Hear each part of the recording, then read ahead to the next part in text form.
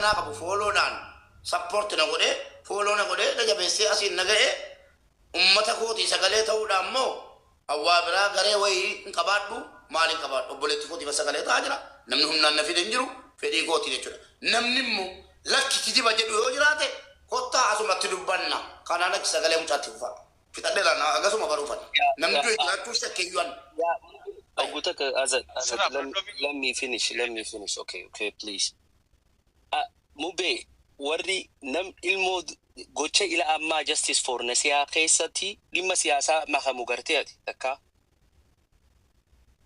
Ummanni dhugaasitti mu ummanni Harargee akkuma gara laafessaa fi waan qabu namaa wajjin nyaachuu beeku namni akka ummata Harargees immoo bifa manaa godhaa malee hundee wantaanis jarjaru illee jiru hin beektu qaba.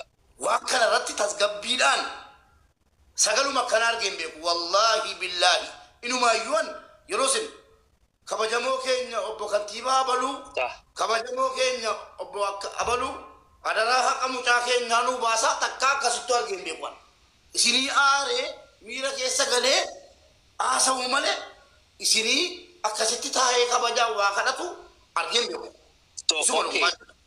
So amma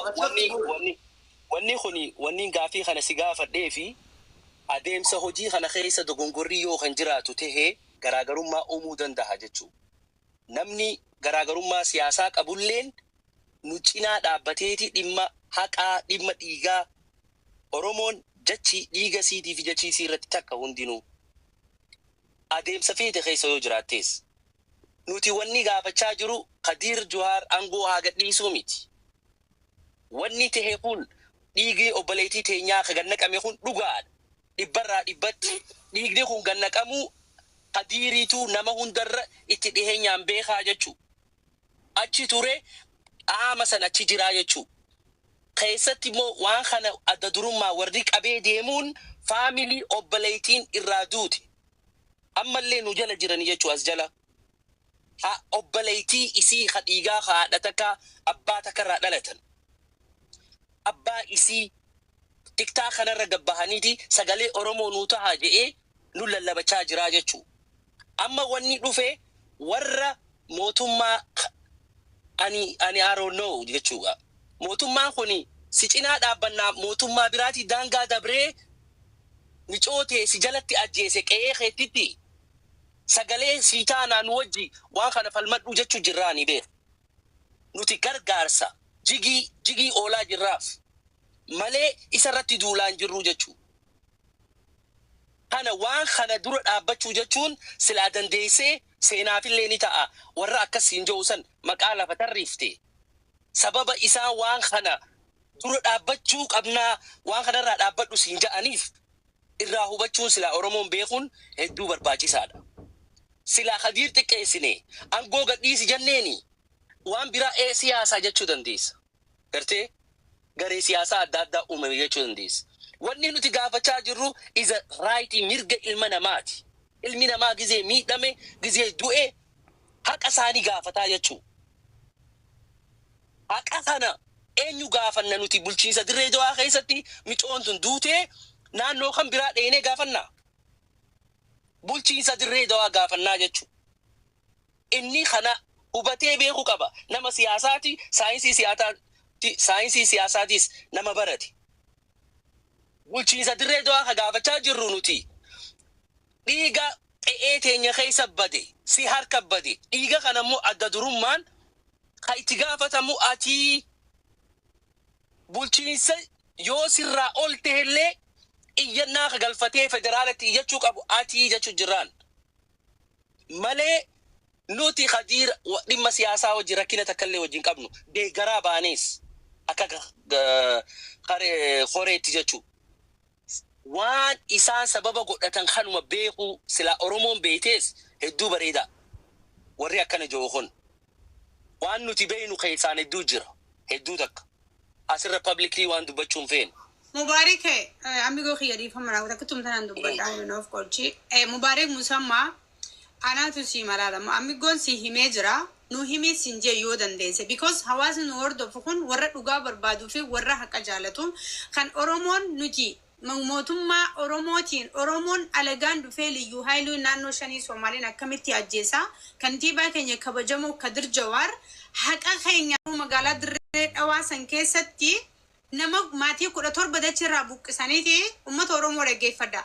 Nasiyaa Ziyaad Aliyyii ulfa baatii jahaa wajjin liyyuu haayiliin Soomaalii haadhaa fi abbaa duratti ilmaan isii tokko kaamata shanii tokko kaamata afurii duratti mana isii biratti isnaaparaa yeroo sadii mataa haadhanii dubartii ulfaa liyyuu haayiliin Soomaalii mataa facaastee akka nama dubbaa ribaadiyaan beeka dubbaa ulfuree kasi lafa gadhiisetti isnaapara sadii mataan isa kun akkasitti adda jee haadhaa fi abbaa obboleessa duratti obboleettii duratti ilmoo isiin dhalte duratti lubbuun sii dabartee jechuu dachii isii irratti dachiin duututti qarshii 100 akka nama hoolaa magaalaa bitatee hoolaa qalee maallaqa namaa kennutti warra Nasiyaa Ziyaadii Kadir Jawaar harka isaatiin dooraala maali 100 maallaqa Itoophiyaa taasiyaatti taajee warra maatii Nasiyaa Aliyyiitii geessee jechuu dubbiin tuni mee yoo mootummaan biyya takka hoogganu mootummaan naannoo biraa dhufee nama kee ajjeese maallaqa kafalee taasiyaattiin taayoo 100 kana je'ee namaa kenne osoo nama ilmootee ajjeesu harku kantiibaa magaalaa saniitii osoo seera kabachiisuu danda'u taasiyaa teessisee ammallee gumaa intalatan teeti je'ee Kadir Jawaar ka Soomaaliin ajjeefte intala Oromoo qarshii 100 gumaa intalaa teetiiti abbaatti gadaa mana geessaaf jee Mubaarik Musammaa manatti ergeef. Mee dubbii kana numa dhaggeeffadha. Yoo mootummaan tokko waan akkanaa godhe kun amigo asirraa fudhee isiniyaatti guutu. Amigo tanarra deemee tanatti hime uummata Oromoo kana. No, Dr. Nuraddiin. Barana mucaan tokko Somaalee tokko ajjeese lamee birrii miiliyoona 4 walitti baafne jaruma miti ofii. Kanum. Mubarak laal bika duraa san irra deebina dhaabbadhu osoo kana keessaa gadi seenne dura bika duraa san irra deebina laal. Warri wanna san barreessee sitti erge san barreeffama isaan sitti ergan san iskiriinshaatii godhii nuuf ergi. Maaliif jennaan warra biraatiin akkas ja'ame hundaa'u nuti akka evidensiitti walitti qabannee kaayyachuu jirraa jechuudha. Laal takka obboleettii teetiif sagalee ta'uudhaaf nuti dhaabbattee nuti gabbaatee lallabuu hin qabdu. Naa obsigaa ayyaana siraa dubbadhu.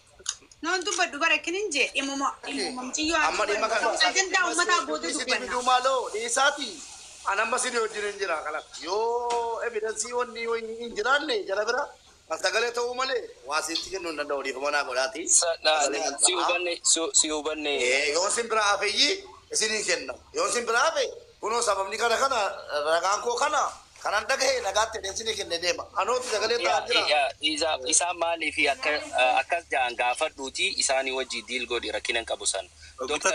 Nuraddiin go ahead. Amigo Futaka, difama osoo kana keessaan baane sila Mubarak namuma tokko sila maqaan udhooyte kaan nutituuti wanna jaati namuma tokko Abo keenyuma maqaan hundawidi keenyuma namuma tokko at least namuma tokko bar keenyumaan si Laki. Isa kana dhiisiiti.